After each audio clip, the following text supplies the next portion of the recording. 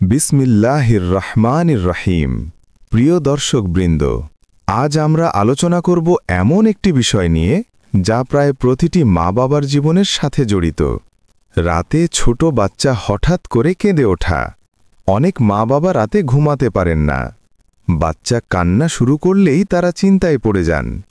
কখনো বাচ্চার শরীরে কোনো সমস্যা থাকে না, তবুও সে কাঁদে, চিৎকার করে, যেন ভয় পাচ্ছে বা কষ্টে আছে। ভাই ও বোনেরা, আমরা কখনো কখনো বুঝতে পারি না আল্লাহ তাআলার সৃষ্টি করা এই দুনিয়ায় অদৃশ্য কিছু জিনিসও আছে যার প্রভাবে এমন ঘটনা ঘটে যেতে পারে।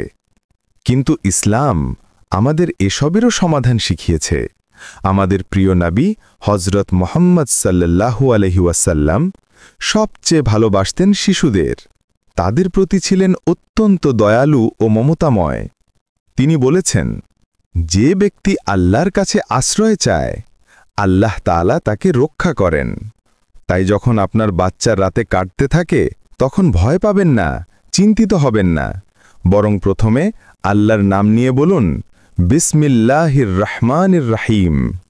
এরপর আপনি পড়ুন সূরা আল ফালাক ৩ বার, সূরা আন-নাস ৩ বার এবং শেষে আয়াতুল কুরসি ১ বার। তারপর আল্লাহর নামে বলে বাচ্চার মাথা থেকে পা পর্যন্ত আস্তে আস্তে ফু দিন। ইনশাআল্লাহ আল্লাহর রহমতে ও কোরআনের বরকতে বাচ্চা শান্ত হয়ে যাবে, তার কান্না বন্ধ হবে আর ঘুমিয়ে পড়বে নিশ্চিন্তে।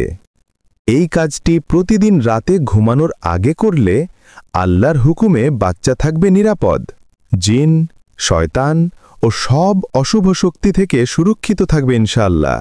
ভাই ও বোনেরা, আমরা অনেক সময় ছোট ছোট বিষয়ে আতঙ্কিত হই, কিন্তু ভুলে যাই আসল শক্তি একমাত্র আল্লাহ তাআলার কাছেই।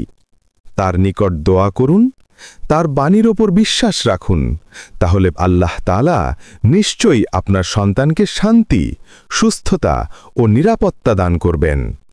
প্রিয় দর্শকবৃন্দ, আপনার সন্তান আপনার দোয়ার ফল। তাকে আল্লাহর জিকিরে বড় করুন, কোরআনের ছায়ায় লালন করুন। আল্লাহ তাআলা যেন আমাদের সকল সন্তানের জন্য রহম ও শান্তি দান করেন, এই দোয়াই করি।